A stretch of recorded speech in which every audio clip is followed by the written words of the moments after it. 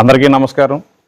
మరి నర్సీపట్నం పెద్ద చెరువు వద్ద స్పీకర్ అయ్యన్న పాత్రుడు గారు మరి ప్రపంచంలో ఎక్కడా లేని విధంగా 108 అడుగుల విగ్రహాన్ని పనులు ప్రారంభించడం జరిగింది.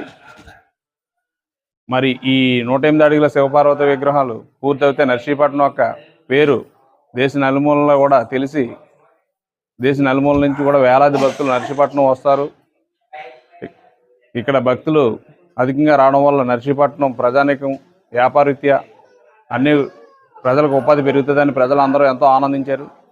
మరి ఇలాంటి దైవ కార్యక్రమాన్ని కూడా రాజకీయంగా చూపి ఎమ్మెల్యే ఉమాశంకర్ గణేష్ గారు కోర్టు నుంచి స్టేజ్ తీసుకురావడం అనేది చాలా బాధాకరం. మరి రాజకీయాలు చేయొచ్చు కానీ ఇలా దైవ కార్యక్రమం మీద రాజకీయాలు చేయడం అనేది సరైనది కాదు. ఇవన్నీ కూడా ప్రజలు గ్రహిస్తున్నారు.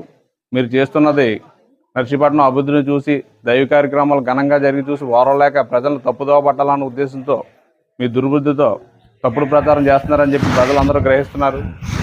నర్సీపట్నం నూకాలం పండుగ ఎంతో ఘనంగా జరిగితే అయ్యన్న పాత్రుడు గారు ట్యాక్స్ అని చెప్పి విమర్శిస్తారు.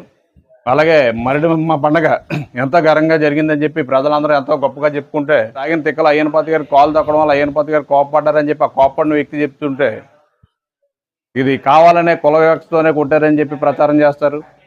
మరి నర్సీపట్నంలో